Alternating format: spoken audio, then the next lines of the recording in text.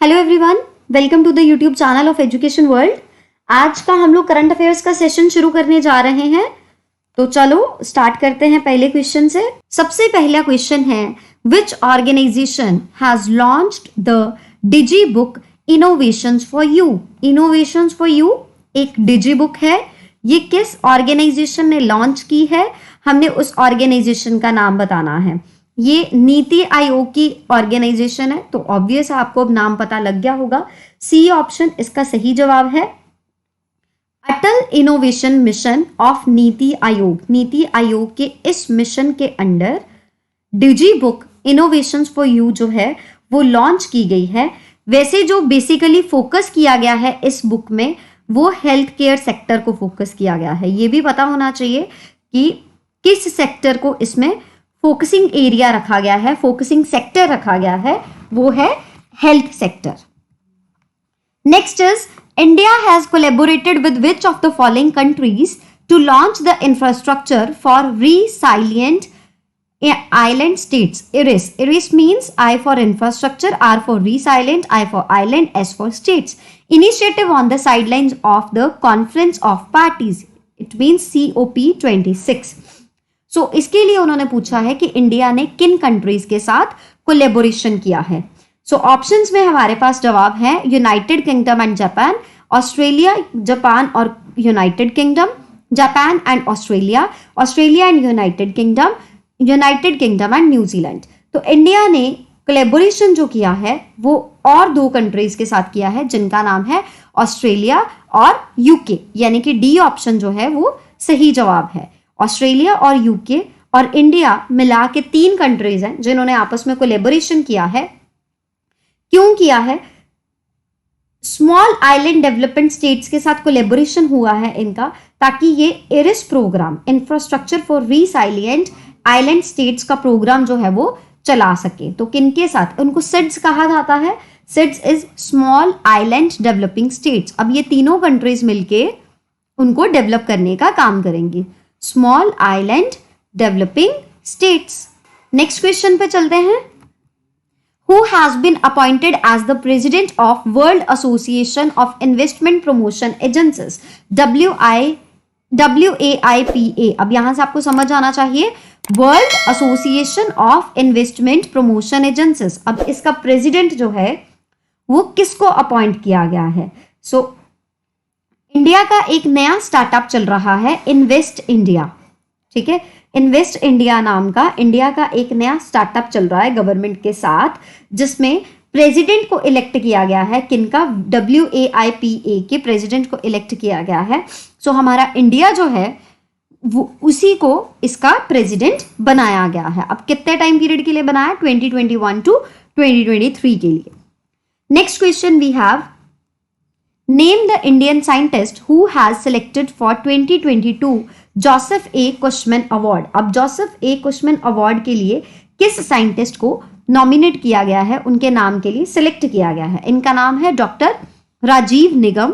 Doctor Rajiv निगम इनका नाम है। ये फॉर्मर चीफ साइंटिस्ट थे। किसके थे? CSIR के। He is the former chief scientist. यहां पे मैं नोट कर देती हूं आपको, he is the former chief scientist at CSIR, National Institute of Oceanography, NIO, N for National, I for Institute, O for Oceanography। ठीक है, national institute of oceanography CSIR के फॉर्मर चीफ साइंटिस्ट थे doctor Rajiv निगम जी। उनको Joseph A Cushman award के लिए select किया गया है। अब ये अवार्ड किस कॉन्ट्रीब्यूशन के लिए किया गया है? For the excellence in paramineral research, excellence in paramineral research. ठीक है, नेक्स्ट बात करते हैं, which formula one driver won the 2021 United States Grand Prix. अब कौन सा किसने जो है वो यूनाइटेड स्टेट्स ग्रैंड प्रिक्स का अवार्ड जीता है? इनका नाम है Max Verstappen. Max Verstappen, B option जो है वो सही जवाब है। Red Bull Netherlands. ठीक है, इन्होंने 2021 का यूनाइटेड स्टेट्स का ग्रैंड प्रिक्स अवार्ड जो है वो जीता, और ये कहां पे ऑर्गेनाइज हुआ है? ऑस्टिन टेक्सास, यूनाइटेड स्टेट्स में। Austin Texas, USA। Next question, India's first state government owned wildlife DNA testing analysis laboratory has been inaugurated in. India की पहली state government owned wild life DNA testing analysis laboratory जो है वो कहाँ पे जो है वो इनॉग्रेट की गई है? ये की गई है कोयम्बटूर में। कहाँ पे की गई है? सॉरी, नागपुर में। ई ऑप्शन जो है वो सही जवाब है। नागपुर में इंडिया की पहली state government wildlife DNA testing analysis lab inaugurate की गई है। नेक्स्ट है which small finance bank has recently launched QR sound box for payment alerts. QR sound box किसने लॉन्च किया है? जिसको हम क्विक रिस्पॉन्स कहते हैं। QR means quick response. So ये किसके द्वारा किया गया है? AU स्मॉल फाइनेंस बैंक के द्वारा। इंडिया का सबसे बड़ा स्मॉल फाइनेंस बैंक है ना जो, वो AU स्मॉल बैंक है। India's largest small finance bank, उसमें नाम आता है AU का। ठीक है, AU स्मॉल फाइनेंस बैंक, उन्होंने quick response code sound box जो है वो लॉन्च किया है और पहला बैंक बना है ऐसे प्रोडक्ट को लॉन्च करने का। Next is which player has won 2021 Denmark Open men's single badminton championship. So इसका जो सही जवाब है वो है option number B, Viktor Axelsen जो हैं उन्होंने, ये डैनिश ओलंपिक चैंपियन है, क्योंकि डेनमार्क के हैं, Danish Olympic championship champion Viktor Axelsen ने men's single 2021 Denmark Open badminton championship जो जीती है। अब ये भी देख लेते हैं कि ये चैंपियनशिप कहाँ पे ऑर्गेनाइज की गई थी। ये ओडेंस स्पोर्ट्स पार्क डेनमार्क में लॉन्च की गई है। ठीक है, नेक्स्ट क्वेश्चन की बात करते हैं। Who among the following has been honored with 51st Dadasaheb Phalke award? किनको 51st Dadasaheb Phalke award जो है वो दिया गया है?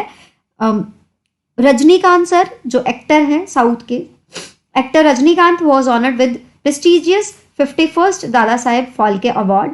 67th national film fair award ceremony conduct करवाई गई थी, उसमें इनको ये अवार्ड मिला है।